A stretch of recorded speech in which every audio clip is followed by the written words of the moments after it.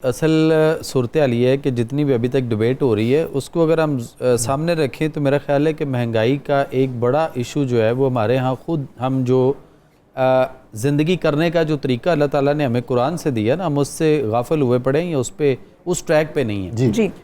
मिसाल के तौर पे कि महंगाई जो है वो आज एक दिन में नीचे आ सकती है।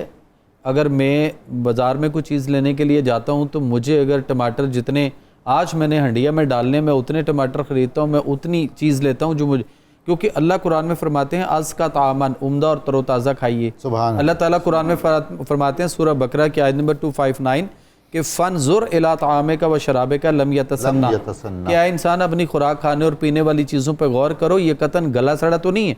तो हम क्या करते हैं, अब वो सारी चीज़ें, मतलब मेरी अगर इस्तात 5 किलो टमाटर की है तो मैं कहता हूँ 5 किलो दे के घर दे के जान छुड़ाएं। वहां से एक टमाटर हम गला सड़ा लेने के तैयार नहीं है, वो निकाल देंगे, लेकिन घर ला के फ्रिज में रख के हम उसको गलने सड़ने के अमल से गुजार रहे हैं। सो जितनी चीज़ें हम ज़्यादा एक दिन में हफ्ते का राशन खरीदेंगे, महीने का खरीदेंगे, तो मार्केट में क्या होगा, शॉर्टेज होगी। और अगर हम रोज़ाना ताज़ा उम्दा और तरोताज़ा के फार्मूले के मुताबिक आएंगे से तो तंदुरुस्ती भी रहेगी और हमारे मसाइल भी जो है ना वो भी नहीं होंगे। और उस पर फिर जो बाद में जो बीमारियाँ, जो उस पर भारी टेस्ट, फिर उसके ऊपर जो दवाइयों का ख़र्चा, और फिर एक ऐसा तरीका इलाज हमें चिपक गया हुआ है कि जो जिसमें कोई किसी बीमारी का कोई इलाज कोई नहीं और सारी कौम उसके ऊपर लगी हुई है। और मैं यहाँ पे एक और भी बात करता चलूँ कि जो लोग इस वक्त सदका ज़कात और खैरात देने के चक्कर में है, वो बड़े बड़े होल्डिंग बोर्ड इस वक्त हम छतों पे देख रहे हैं कि हमने 56 लाख लोगों का इलाज कर दिया, तो कोई ये पूछने वाला नहीं कि 56 लोग भी उनमें से ठीक हुए और ज़कात हमारी जो है वो अरबों रुपए करोड़ों रुपए उसको चली गई और अगले फिर वो मांगने के चक्कर में। हम अपनी सेहत को, अपनी तंदुरुस्ती को बहाल करने के लिए क्या कर रहे हैं, कैसे करना होगा, ज़िंदगी करने का तरीका जो है ना उस पर आना पड़ेगा। तो चीज़ें थोड़ी खरीदेंगे, उम्दा और तरोताज़ा पे रहेंगे। फ्रिज की बात तो आप देख लें कि हमारे घरों में एक फ्रिज के अंदर जो सामान पड़ा होता है वो शायद बहुत थोड़ा सा होता है, लेकिन उसके ऊपर जो हमारा बिल बन रहा होता है, बिजली का जो एनर्जी क्राइसिस हो रहा है, वो उससे कई गुना ज़्यादा है। तो हम अपने आप को, महंगाई को और इन मसाइल को, ख़वातीन जो है वो आटा ताज़ा गूंद कर अगर पकाना शुरू करें तो बीमारियाँ भी नहीं होंगी, मसाइल भी नहीं होंगे। लेकिन आटा गूंद के अगर फ्रिज में रखना है और 2 किलो आटा गूंद के फ्रिज में रखा है और वहाँ से जो बैड बैक्टीरिया और जो बीमारियाँ और जो ताफुन आएगा उससे जो मसाइल पैदा होंगे वो तो एक साइड पे, लेकिन फ्रिज के ऊपर जो उस पर खर्चा आ रहा है, अगर वो 1000 रुपया भी पर डे निकल रहा है तो फिर हम क्या किफ़ायतशारी करेंगे या हम किस तरह से अपने घर को वो चलाएंगे।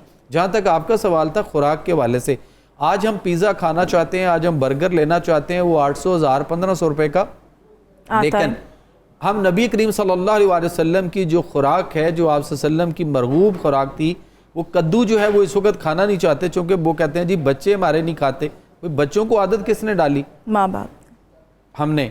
हमने जिस तरह की आदत डाल दी, हमने उस तरह से देखना है। हम चाहते हैं कि जी मुर्गी, हमने चिकन रोज़ खाना है जो अपनी टांग पे नहीं खड़ी होती और उसकी टांग के लिए हम लड़ रहे होते हैं। सो मसाइल वहाँ से आएंगे। हमें सादा खुराक पे रहना है, उम्दा और तरोताज़ा पे रहना है, बीमारियाँ कम होंगी। लोगों को एजुकेट करने की ज़रूरत है। और अल्हम्दुलिल्लाह मैं काफ़ी अरसे से हम स्कूल, कॉलेज, यूनिवर्सिटीज़ में, गवर्नमेंट के मुख्तलिफ डिपार्टमेंट्स में, पुलिस डिपार्टमेंट होगी और मुख्तलिफ जगहों पे हम इनको 400-500 लोगों को इकट्ठी जगह पे हम उसको अल्लाह का निज़ाम से जो है वो हम एजुकेट कर रहे हैं जा के, इसलिए कि लोगों को इस वक्त हमने वैक्सीन, हिफाजती टीके, बहुत कुछ करके देख लिया, उससे बीमारियाँ नहीं रुक रही बल्कि तादाद और बढ़ती चली जा रही। तो हमें लोगों को एजुकेट करने की ज़रूरत है कि अल्लाह का अपना एक निज़ाम सेहत है। अल्लाह ने एम्ब्रियोलॉजी इंसान की जिस तरह से उसने पैदा किया है, वो जो एम्ब्रियोलॉजी हमें मेडिकल साइंस में, मेडिकल कॉलेज में पढ़ाई जाती रही, वो कुरान के अंदर मौजूद है और उसी तरतीब से मौजूद है।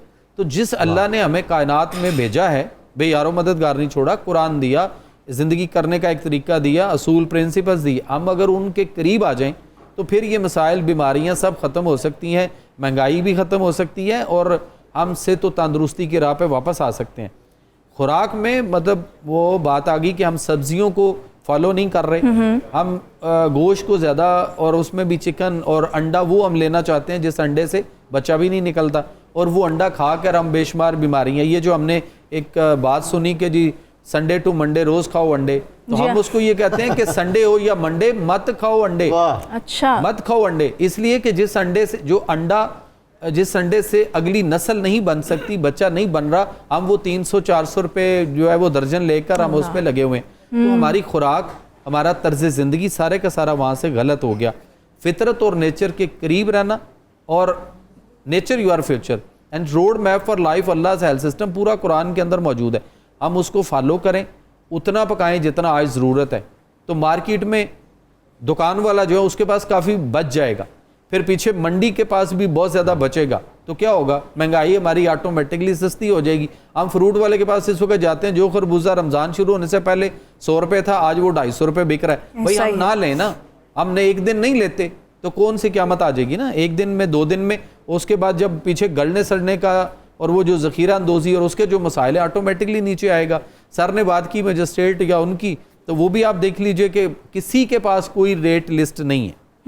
होना ये चाहिए कि चलें गवर्नमेंट के जो लोग हैं वो जाकर उसको रेट लिस्ट को यकीनी बना दें, रेट लिस्ट लगी हुई है और उसके मुताबिक लोगों को ये कहा जाए कि रेट लिस्ट के मुताबिक खरीदें। तो अब वो कहते हैं जी, रेडी वाला कहता है जी रेट लिस्ट तो मेरे पास नहीं। मैं कहा जी वो क्यों? कहता है जी वो तो बंदा देने नहीं आया। मैं कहा आप कौन से 18वें ग्रेड के ऑफिसर हो कि आपको एक बंदा लिस्ट देने के लिए आएगा? सो हमें खुराक, उसमें भी आप देखें ना, pizza, burger, shawarma, fast food, junk food, frozen food, cold drinks, डब्बों के जूस, डब्बों के दूध, और हम इन सारी चीज़ों पे जिस तरह से चलेंगे ये हमें बीमारियां दे रही हैं। बिल्कुल। और होता ये इस वक्त जो देखने में हमें मिल रहा है कि एक पेशेंट हॉस्पिटल में एडमिट होता है और 10 लोग उसको पूछने जाते हैं, तो बाहर एक सफ़ के ऊपर या किसी जगह पे वो बैठे हुए होते हैं और उसका हाल पूछने के लिए आए, और वो बाहर बैठकर पिज़्ज़े, बर्गर, शवारमे खा रहे होते हैं, और 4 दिन के बाद वो अंदर एडमिट होते हैं और अंदर वाला जो है वो बाहर उनके इंतजार में बाहर बैठा पिज़्ज़ा खा रहा, वही खा रहा होता है। तो सो ये चीज़ें हमारी जो है ना वो सारी की सारी गलत हैं।